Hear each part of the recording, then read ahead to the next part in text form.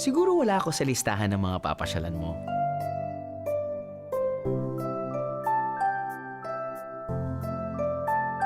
Dito ang Northern Great Way ng Luzon mula sa Manila. Sa totoo lang, mayaman ako.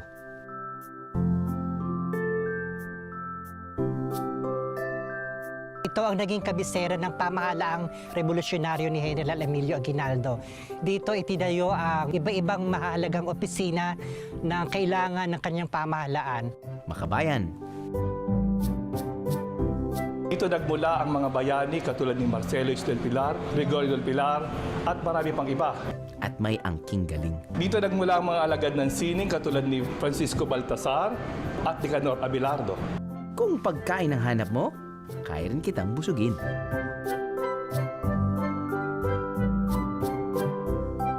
Meron pa rin tayong Pinoy food dito na binigyan natin ng konting twist. Ang problema lang, malayo ang iyong tingin. Kaya hindi mo ako napapansin. Maganda kasi malapit siya sa Manila. 1 hour lang yung biyahe niya. Sa paglipas ng panahon, marami nang nagbago. Nagiging moderno na rin ako. Pero ang puso ko'y naghihintay pa rin sa pagdating mo. Nagmamahal, Bulacan. Ano, sama ka sa biyahe ko? Maligayang pagdating sa bayan ng mga Makata, biyaheros.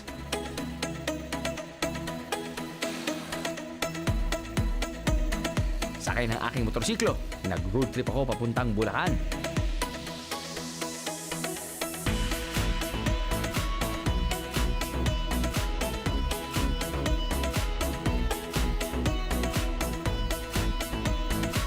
Kung susumahin, mahigit 80 kilometro lang ang layo ng probinsya mula sa Maynila. Pero kung ganito kaganda ang view na makikita mo, joyride ang tawag dito.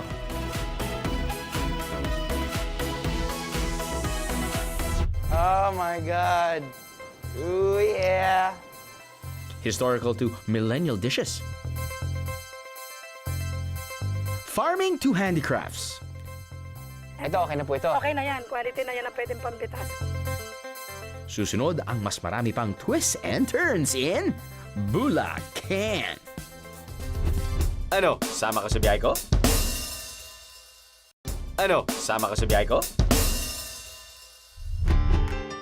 Sa San Ildefonso, Bulacan, ang susunod na destinasyon natin. Pagsasaka ang pangunahing hanap buhay sa Bulacan. Pero akalain nyo bang dating fishball vendor ang may-ari ng 4 na hektaryang farm na to? Nagsimula siyang magtanim ng gulay sa bakuran noong 2002. At ngayon, tinagurian siyang seedling queen ng Bulacan, si Desiree Duran. Nagpupunla kasi kami ng mga iba't ibang klaseng punla ng gulay. Dito na rin sa San Ildefonso. Dito. Ako yung unang pumasok sa ganitong business. Dito kayo? Oo, na matulungan yung mga farmer dito sa kanilang kumbinyenteng pagsasaka. Bakit niyo po naisipan na papaya?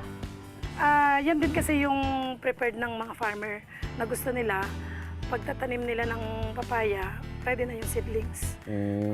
Kaya Tanim na lang sila. tanim na Yun lang yun. sila. Moderno na ang paraan nila ng pagpupunla.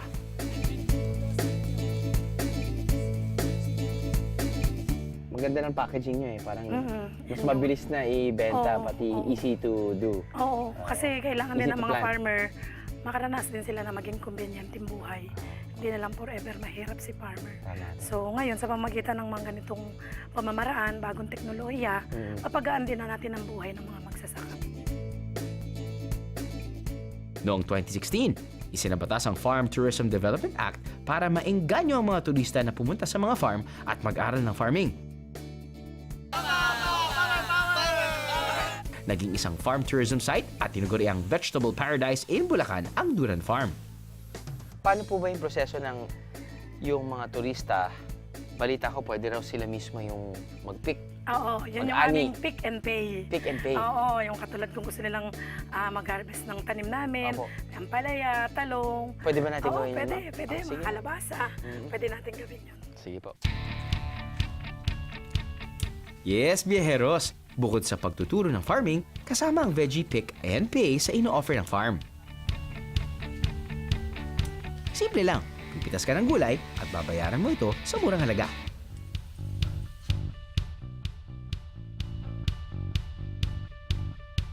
Paano niyo po malalaman kung hinog na po ang ampalaya? Hindi dapat siyang mahinog. Dapat siya Ay, berde hindi pa hinog. lang. Oo. Kailangan berde. Pagka nahinog siya, hindi siya pangkain na. Ito po, ito okay na po ito. Okay na yan. Quality na yan na pwedeng pampitas. Ito din.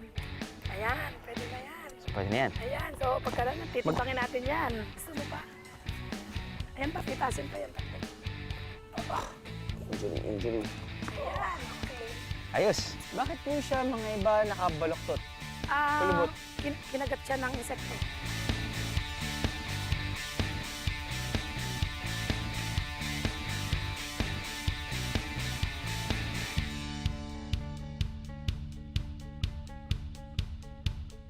₱250 ang entrance fee sa farm. Kung adventurous ka, pwede mong subukang magmaneho ng traktora nila. Why not?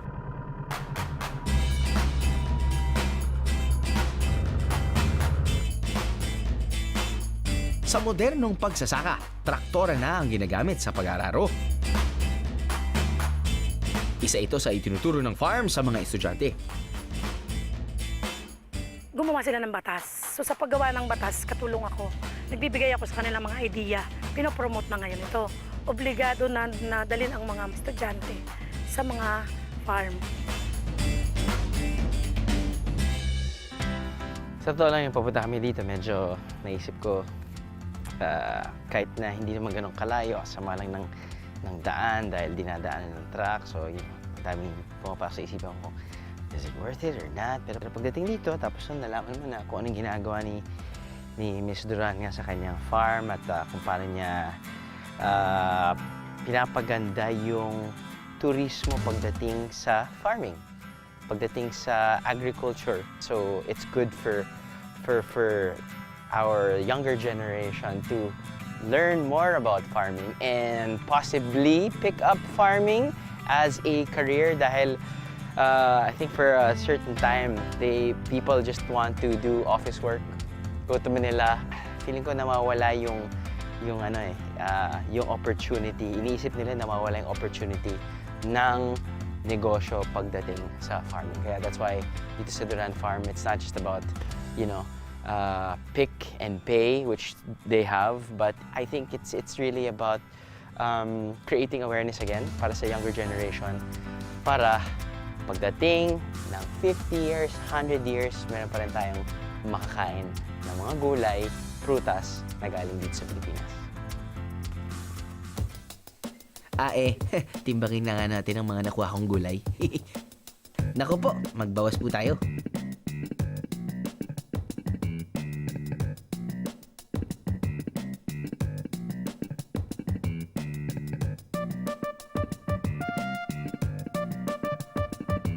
Ayan, okay na.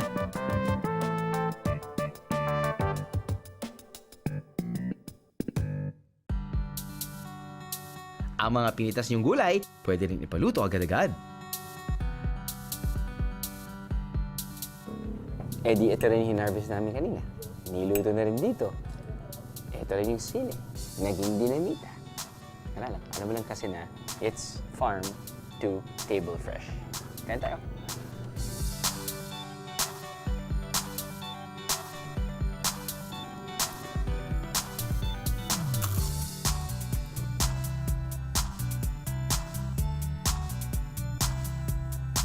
Fresh and affordable veggies plus exciting farm experience for a good cause.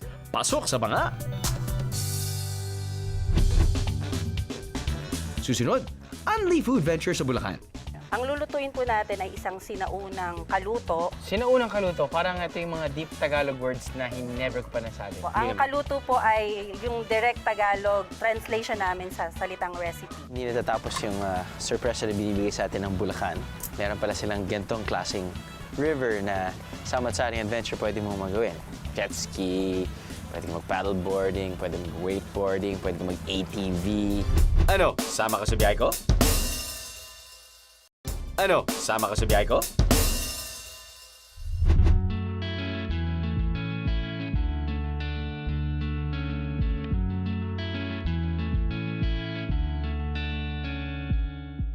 Dito sa Malolos City, kabisera ng Bulacan, makikita ang binansagang Cradle of Democracy in the East o duyan ng demokrasya sa silangan.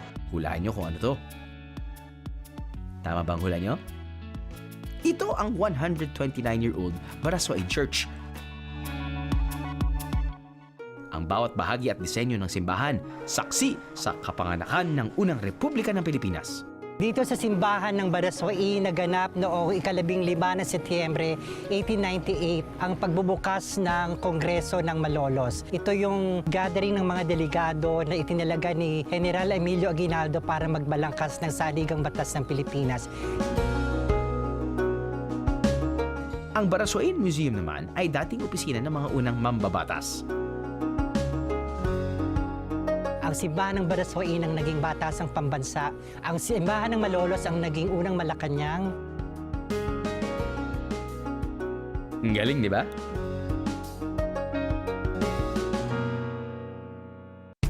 Ang ilan sa mga lumang bahay sa Kamistisuhan Street naging opisina ng mga government agency noong panahon ni General Emilio Aguinaldo. Ang mga lumang bahay sa kaling ito, buhay pa rin at pinangangalagaan ng lokal na pamahalaan. Pero hindi lang ang mga ancestral house ang iniingatan sa Malolos. Pati ang mga tradisyonal na pagkain, sinisikap rin nilang buhayin. Isa si Riza Hernandez sa mga culinary historian na gumagawa nito. Ang modern Bia hero ng heirloom cuisine ng Bulacan. Nay, ano po yung lulutuin natin ngayon? Ang lulutuin po natin ay isang sinaunang kaluto. Oops! Tagalog one-on-one muna tayo. Sinaunang kaluto, parang ito yung mga deep Tagalog words na never ko pa nasabi. Opo, ang kaluto po ay yung direct Tagalog translation namin sa salitang recipe. Pamanang kaluto, heirloom recipes. Heirloom recipe, sinaunang kaluto. Ayun naman pala. Ito pong recipe na to na gagawin ko ay simula pa po nung mga panahon ng Kastila. Ito po, ang pangalan ng heirloom recipe na to ay Pinaso. Pinaso. Ano po ang kagiting-giting na ingredients? Ano bang ingredients? Sangkap. Sangkap. Kailangan natin ng soda crackers, at least isang tasa po na dinurog, isang latang evaporada, 4 pong itlog o hanggang 6, kailangan natin ng asukal, tsaka po syempre, dayap. Noong panahon ng Kastila, ang puti ng itlog na hinahalo sa iba pang material ang ginagamit sa pagtatayo ng mga simbahan at gusali. Dahil dito, nag-isip ang mga kababaihan kung paano gagamitin ang pula na itlog o yung egg yolk para hindi masayang. Ang resulta, ang pinaso. Ngayon po, nilalagay na namin yung white kasi wala naman na din kami pagkagamitan. So, pero po dati, walang white. Wala talagang white. Dahil ginagamit na ng mga Opo. Kastila. Kung medyo okay na yung eggs, medyo well beaten na po siya kasama nung milk, ilalagay na po natin tong Crackers. crackers po. So, maglalagay tayo ng dayap. Yun, no? Bilis, oh. Bango ng amoy. Napansin ko po na sa background natin ay isang kilalang establishmento. Opo. Ito po ay bahay ni Alberto Witangcoy. Isa po siya sa mga kababaihan ng Malolos na sinulatan ni Dr. Jose Rizal noong 1889. Okay. Ito po ay isang sulat ng paghanga dahil sa kanilang katapangan. Nag-request po kasi sila na magkaroon sila ng paaralan noong 1888 na hindi po pinayagan ng mga praile. Habang humahaba ang aming kwentuhan, napasarap na rin ako sa paghahalo na aming niluluto. Tambog mo lang po doon. Tambog. Pak, ganun. Sobra na may pagkakatambog mo, sis. Magagalit ang nanay mo niyan. Ganun lang po. Ayayay! Excited na ako sa finished product. Pero may grand finale pa pala ang aming cooked demo. Ayun! Kaya pala pinaso. That is so cool! A for presentation. Literal na pinaso ang pagkain. Ang pinaso ay isang tradisyonal na panghimaga sa Bulacan.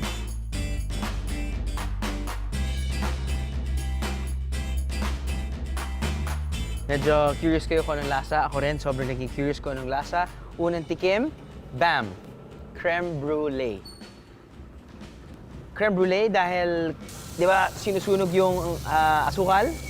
Pangalawa, dahil yung aftertaste ng dayap. Pero yung texture ng creme brulee, mas creamier, mas flan. Ito kasi dahil siguro mabilisan ang paggawa, medyo buo-buo. Pero yung essence ng creme brulee, nandun. Isang malaking creme brulee ang pinaso.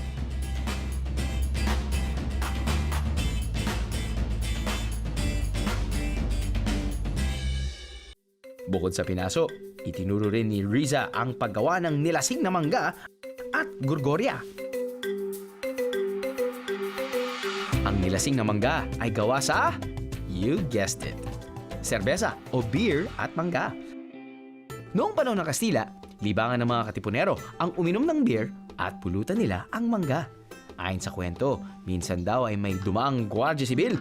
Tuloy na ihulog ng mga katipunero ang mangga sa banga na may beer at sila'y nagtago. Nang balikan nila ang banga, nagulat sila na may mangga sa loob nito pero nasarapan naman sila sa resulta. Tinawag itong nilasing na mangga. Naging appetizer at side dish to ng mga Bulakenyo.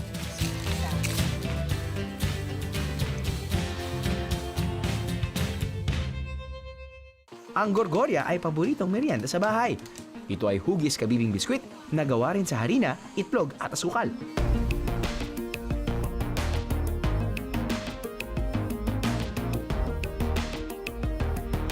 Ang gorgorya ay minamasa at hinuhulma.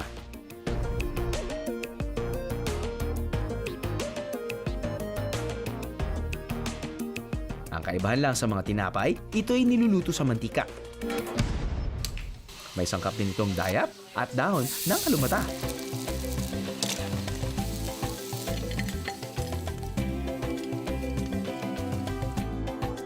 Pinaso, nilasing na mangga at gorgorya. Tatak Bulakenyo. Maraming salamat, Riza!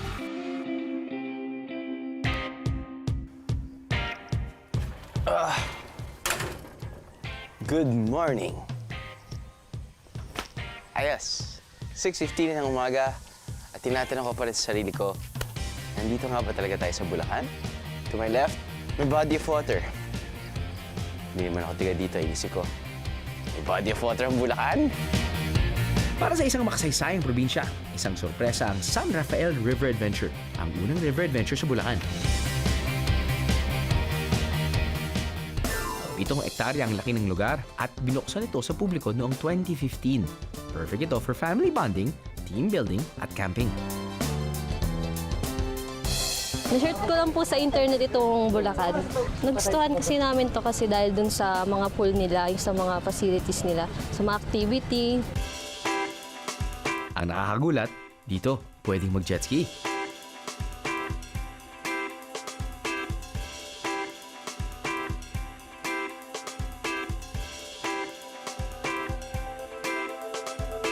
Akalain niyo yun? Jet ski sa Bulacan?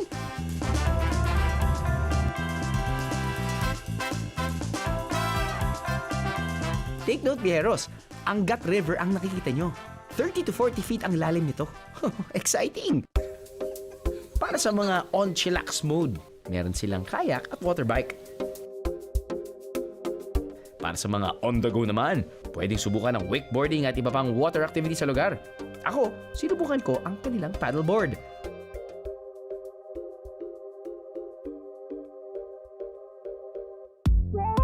At hindi kompleto ang adventure kung hindi mo malilibot ang lugar sakay ng ATV.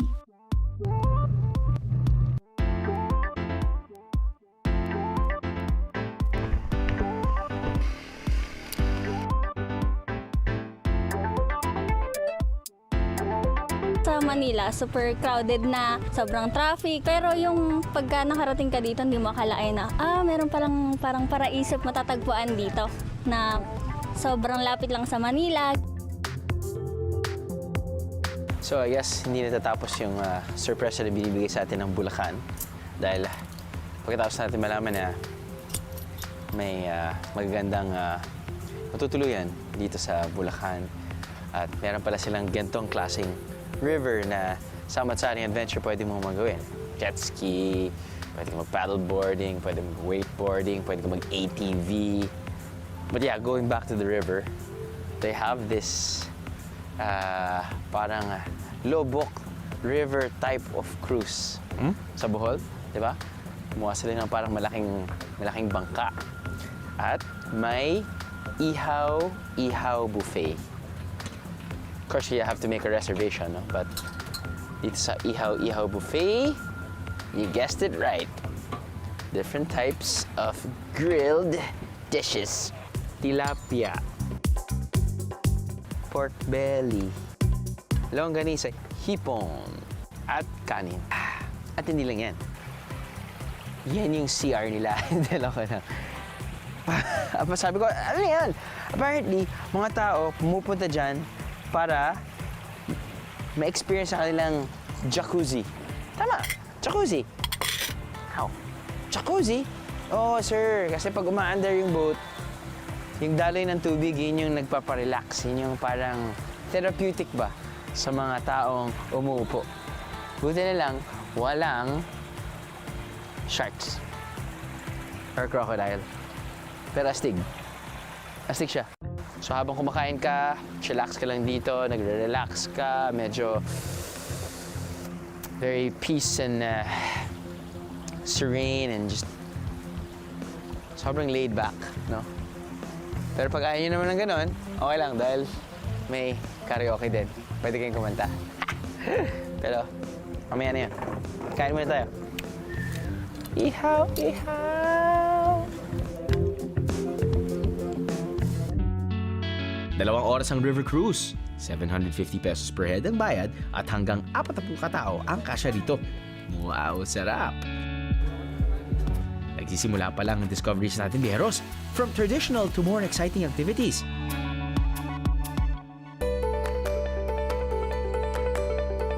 Ang nature tripping sa San Rafael River Adventure, meron ding twist. Kaya nito, glamorous camping o glamping by the river.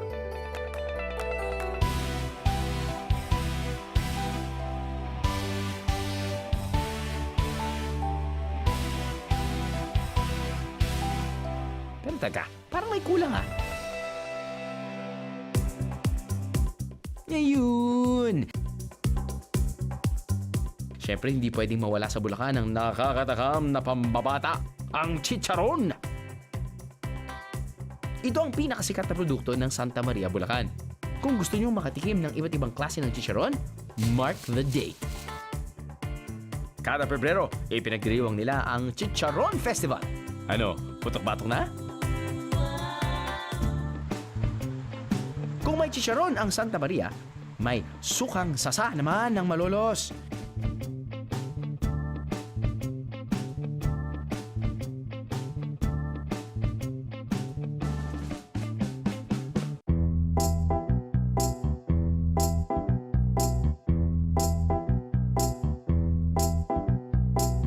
Ang sasa ay isang halaman na kilala rin sa tawag na nipa. Dito sa Barangay Balayong, makikita ang gawa ng sukang sasa sa Malolos. Una, kinokolekta ng mga residente ang katas ng sasa na kung tawagin ay tuba.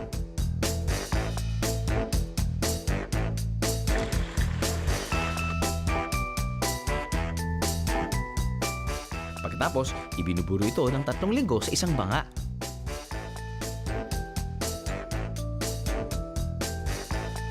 After 3 weeks, presto! May suka na! 100 pesos ang isang galon nito kung direktang bibili sa mga naglalako.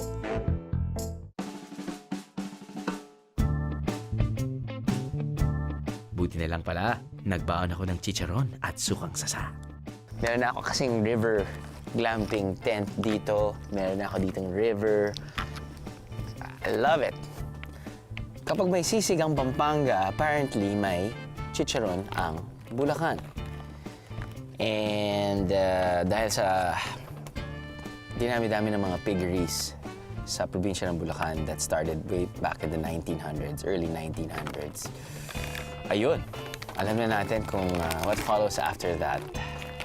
Alam naman natin yung mga Pilipino talagang they don't waste any part of anything.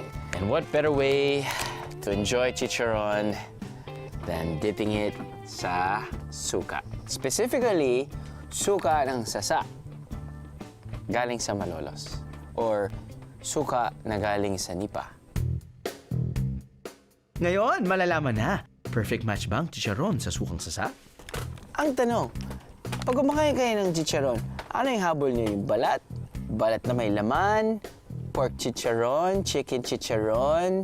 Tuna chicharon? Tilapia chicharon? Banguskin chicharon? Siyempre, wala pa rin tatalo sa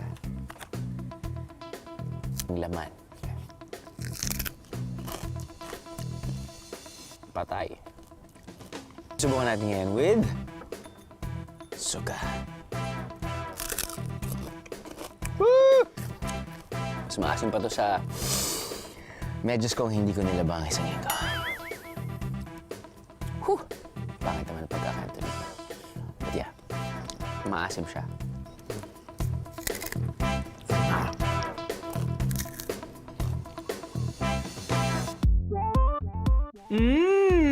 I think this time, kailangan ko naman ng something sweet.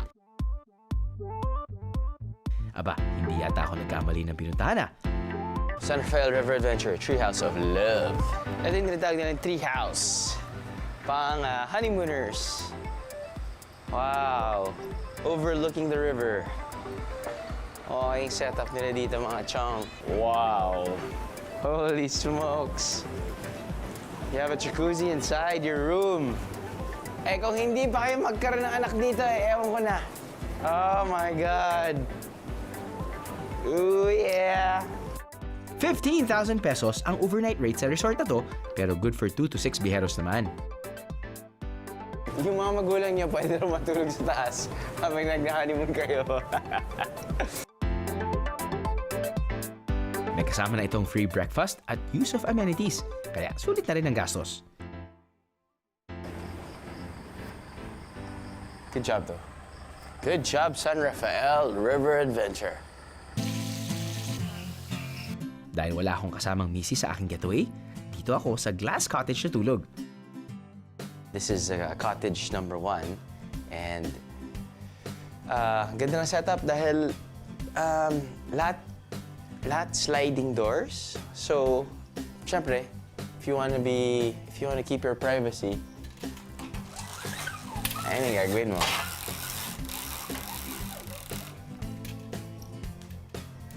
All around. Kahit anong accommodation ang piliin nyo, lahat panalo.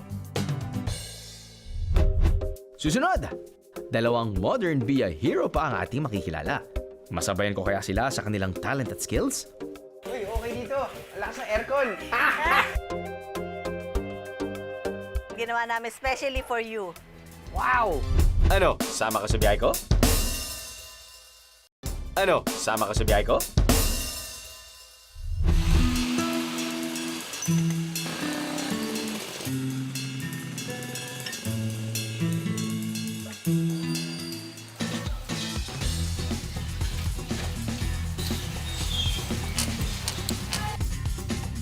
Pasalubong ba ang hanap nyo? We're baking it for you!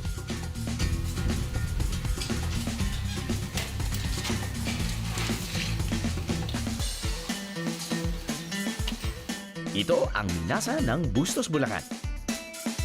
Ang tunay na gamit ng minasa nung araw yung sago. Sago. Kaso nga ngayon, wala na kaming makuhang sago.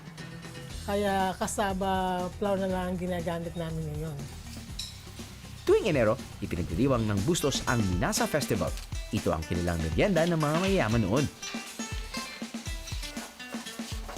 Nung araw, yung minasa ay tradisyon ng matatanda na pagka magpipiesta ng Bustos, ay gumagawa sila para panghanda sa mga bisita. Pero ngayon, kahit sino, pwede nang makakain ito. Ba, ayos!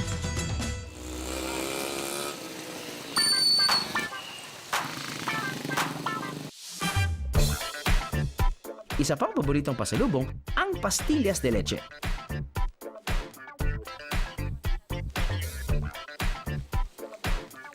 Si Aling Trining ng San Miguel, Bulacan, 25 years nang gumagawa at nagtitinda ng pastillas. Alamin natin ang sikreto kung bakit isa rin siyang Via Hero.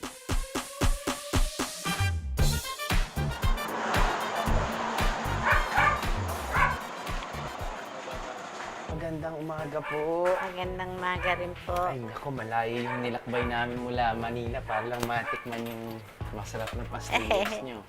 Sige po, umpisahan nyo na. Umpisahan nyo na tumikim. So, ito na po yung ginagawa niyo for the past 25 years. Meron po kayo yung traditional na pastillas na nababalot. At meron po kayong, ito yung hindi na kailangan ibalutin. Gatas ng kalabaw ang ginagamit sa paggawa ng pastilya sa Bulacan.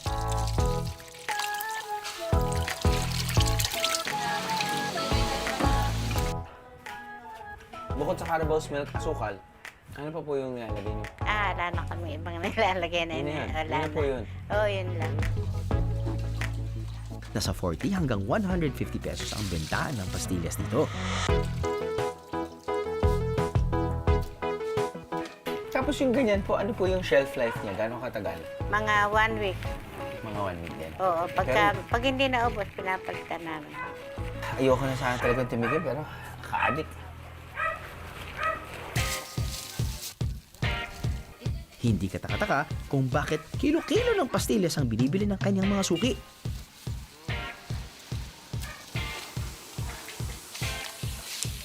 Uy, okay dito. Lakas ng aircon. Woohoo! So, kunyari, pag may bagong dating na gatas, Carabao's milk yan dapat. No? Mas ano yan, mas rich. Oo. Oo. Tapos doon, ano po yung ginagawa nyo? Nilalagyan lang ng asukal. Asukal lang po. Oo. Okay. Pagkatapos, sinisigang na, ginaganon na. Gano'ng katagal po yung proseso niyan? Pati, malakas po ba yung apoy o medium? Pwede rin, pag malabnaw na ganyan, pwedeng ganyang kalakas. Gawa-gawa mo lang yan. Bored ka lang talaga. Iba-iba lang yung pagkagawa mo. Basta kailangan mo lang... Basta halo ng halo. Pwede bang pasubok ng ganyan? Sabay ito.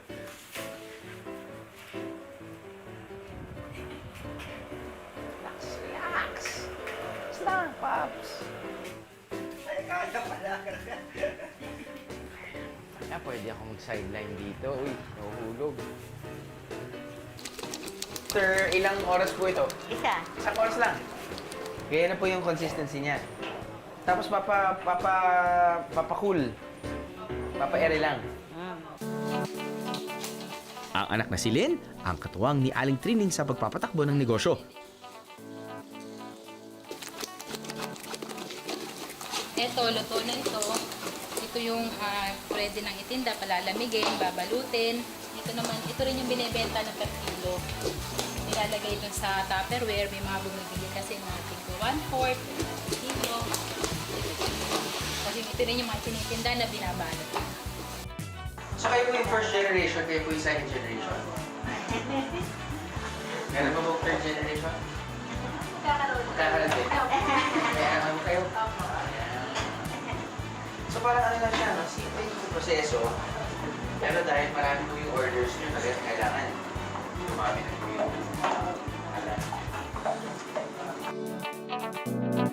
Pero alam ko na kung bakit matagumpay si Aling Trining. Hindi siya kasi natakot magkaroon ng pagbabago sa tindang produkto. Yung kaninang tinikman natin, yun yung 1 day old na nilagyan na ng asukal at binabalot. Ito yung bagong gawa. Oh. Pero may asukal na ito na eh. Meron na. Tikman nyo rin para ma-sure nyo. Alin ang masarap yan sa kaysa rin eh. Pareho, pero ito kasi mainit, masarap din. Ay. So, parang kung minsan pag bibili ka nito, hindi mo alam kung gaano kalaki. Sa iba. Kaya ito, nakikita mo na yung laman. Ang sarap na ito. Luma man o bago ang packaging, 2 thumbs up pa rin sa'yo, Aling Trining.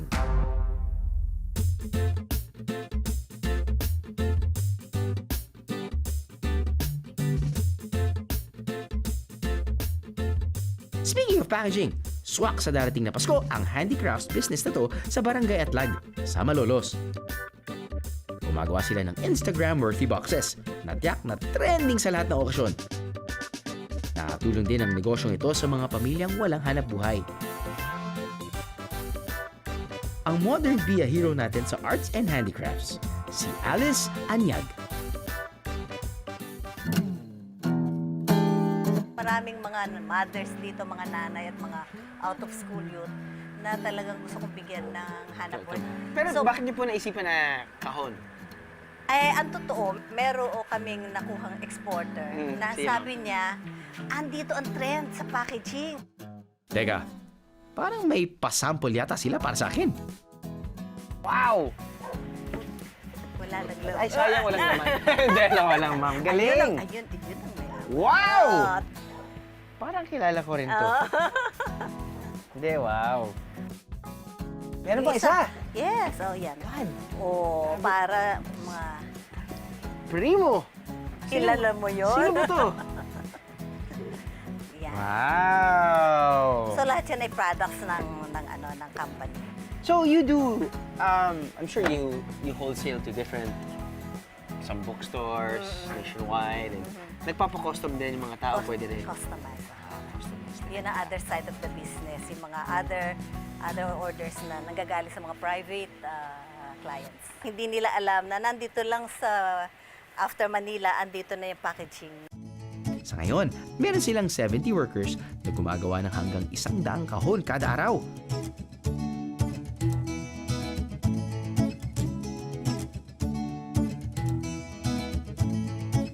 Puro mothers ito, meron din mga dalaga ilan. Tapos doon sa kabila, yung mga lalaki, mga dating out of school youth, yan ang mga naging na sila, naging productive.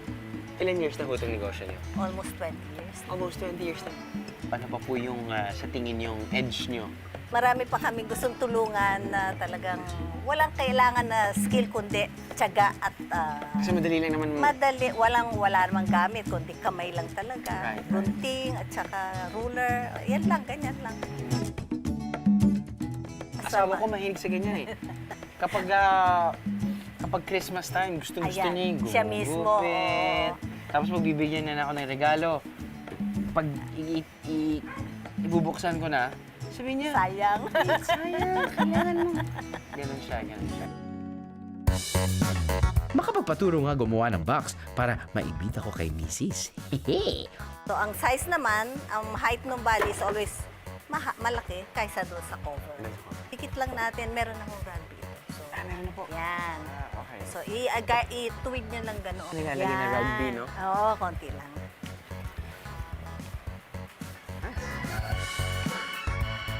Boom! Pasado na ba ang box making skills ko?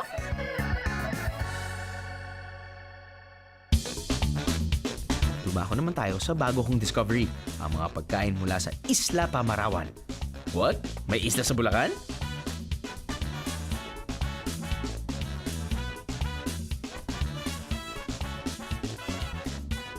Nakita ko itong mga seafood na to na galing sa Pamarawan Island.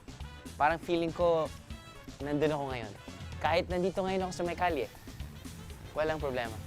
Damang-dama ko yung alat ng tubig. Mararating ang Isla Pamarawan sa loob ng halos 1 oras na boat ride mula sa fishport ng Malolos. Dito sa fishport, binabaksak ang mga seafood tulad ng isda, hipon at alimasag na galing sa isla. Okay, ito yung mga nakikita ko eh. Hipon, kinain na natin yan. Of course, fresh alimango, nandyan yan. Ito, nilasing na hipon yata or dried na. Maliliit na hipon eh. Sarap papakain kasama ng beer. Ang gusto ko talagang i-highlight ay fishball. Not just your ordinary fishball, but it's fishball na wala daw preservatives. Ang fishball ay gawa sa bidbid, isang uri ng isda na nahuhuli sa Isla Pamarawan.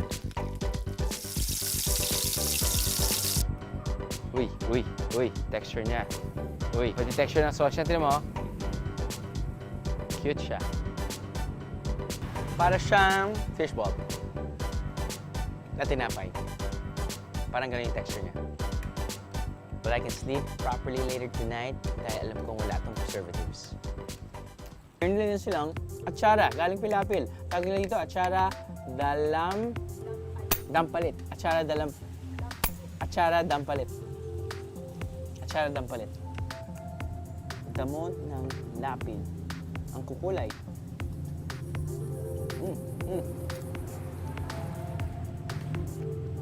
Uy. Masarap yung kanyang pag-aasim. At tamis. Parang atsara. Ang dampalit ay isang uri ng damo na makikita sa mga pilapil. Hinahaluan din ng sukang sasa ang atsarang dampalit. Stuff ng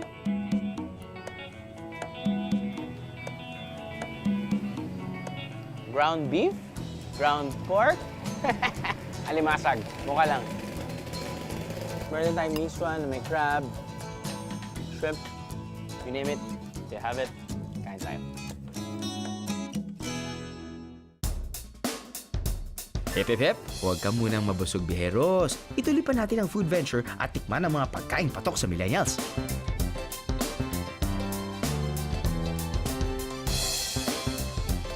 Nakilala ang Bulacan sa traditional and historical food nila. Pero dito sa Yamyard, ginather namin lahat ng modern food na talagang hinahanap ng mga millennials, families, mga students. Here comes Yamyard Malolos! Yamyard Malolos is the first and only food and fashion bazaar here in Malolos. Nitong Pebrero, nagbukas ang food park. Tiyak na hindi malolos ang appetite mo sa presyo at lasa ng mga pagkain dito. Ang 25 pesos, suwak na sa budget. Saka dito sa Yamyard Malolos, wide yung variety ng food from simpleng ihaw-ihaw, sorbetes, hanggang sa sophisticated na mga international food like Japanese food, Persian, American at iba pa. Pero meron pa rin tayong Pinoy food dito na binigyan natin ng konting twist. Like burritos na merong adobo, kare-kare with bagoong, seafood na may mga iba't ibang sauce at marami pang iba. Happy tummy, happy biyahero!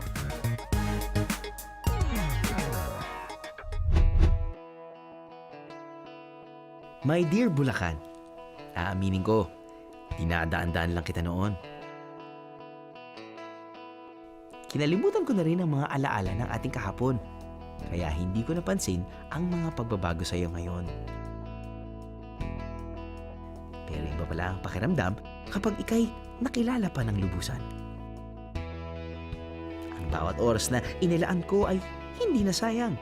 At dahil dyan, wala akong pinagsisisihan at gugustuhin ko pang ikaw ay balik-balikan.